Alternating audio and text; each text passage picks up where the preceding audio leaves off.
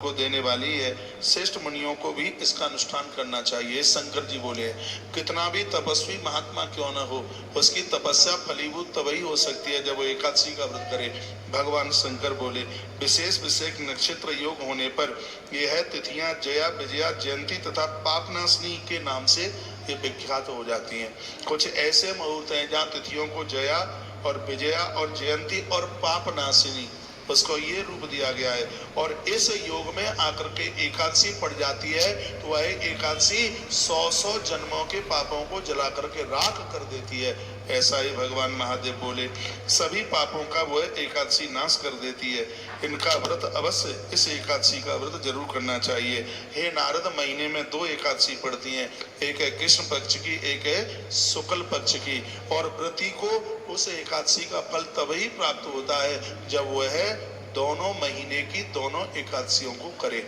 भगवान शंकर बोले, बहुत लोगों को जानकारी नहीं होती है, शुक्ल पक्ष की एकादशी कर लेते हैं, लेकिन भगवान महादेव ने कहा है महीने में पड़ने वाली दोनों ही एकादशी का व्रत होना चाहिए। जब शुक्ल पक्ष की एकादशी कभी पुनर्वसु नक्षत्र उस दिन पड़ जाए, ये वही पुनर्वसु है जिस नक्षत्र में राम जी का जन्म हुआ।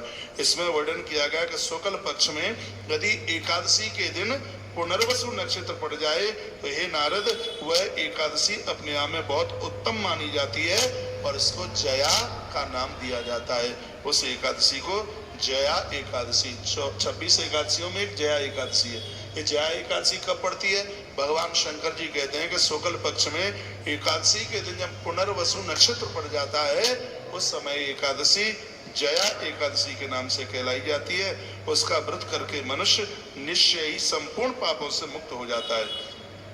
जब शुक्ल पक्ष की द्वादशी को श्रवण नक्षत्र हो तो वह उत्तम तिथि विजया एकादशी कहलाती है।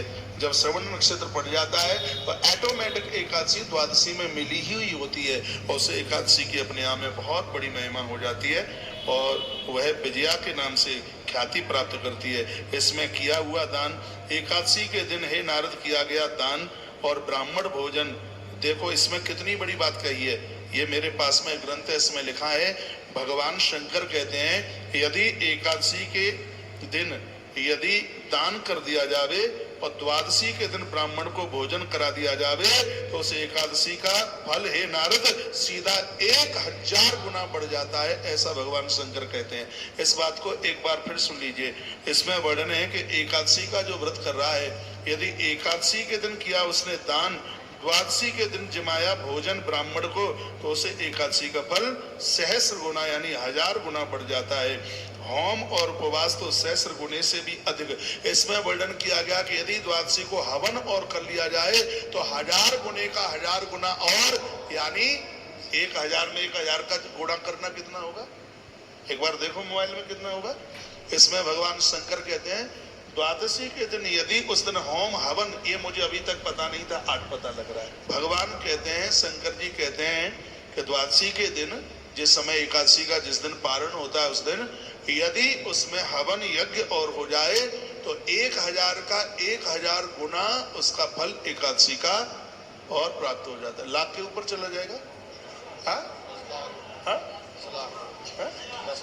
10 लाख। हाँ, तो 1000 इंटू 1000, एक एकादशी का फल 10 लाख गुना अपने आप में हो जाता है। तो कितनी अद्भुत महिमा बता दी गई है। जब शुक्ल पक्ष की द्वादशी को रोहिणी नक्षत्र हो तो वह तिथि जयंती कहलाती है। वह सभी पापों को हरने वाली होती है। उस तिथि को पूजित होने पर भगवान गोविंद निश्चय ही मनुष्य के सभी पापों को धो डालते हैं। जब कभी शुक्ल पक्ष को द्वादशी को पुख नक्षत्र आ जाए तो वह बहुत ज्यादा महापुण्यमयी हो जाती है। उस समय उसको पाप नाशनी के नाम से जाना जाता है। जो 1 वर्ष तक प्रतिदिन एक प्रस्थ, देखो इसमें क्या बात कही गई है, जो 1 वर्ष तक हर एकादशी के दिन, जो 1 वर्ष तक प्रतिदिन हाँ इसमें प्रतिदिन का लिखा है, जो 1 वर्ष तक प्रतिदिन 1 प्रस्थ तिल दान करता है तथा जो केवल, देखो इसमें वर्णन किया गया है, 1 वर्ष तक आप 1 सेर तिल का दान करेंगे, पूरा साल 365 दिन तिल का दान बहुत बड़ा दान है।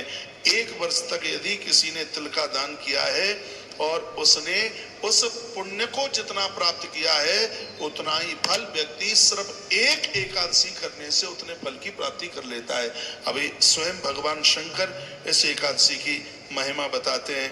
काकस्थिति को पूजित होने पर संसार के स्वामी सर्वेश्वर श्री हरि संतुष्ट हो जाते हैं। जो एकादशी का व्रत करता है 24 घंटे में भगवान नारायण किसी न किसी रूप से अपने एकादशी का व्रत करने वाले भक्त को आके दर्शन दे ही देते हैं। ये भगवान शंकर बोल रहे हैं। ये बात फिर रिपीट कर रहा हूँ। भगवान शंकर कहते हैं, नारद, यदि किसी ने एकादशी का व्रत किया है, परमात्मा 24 घंटे में किसी न किसी रूप से नारायण उस अपने भक्त को दर्शन आकर के दे ही देते हैं। भगवान उनके ऊपर अति संतुष्ट होते हैं। सगर का पुत्र था ककुत्स, नहुस, राजा गाधी। इन लोगों ने एकादशी का व्रत करके बहुत कुछ प्राप्त किया। श्री विश्वामित्र जी तो ब्राह्मण बन गए।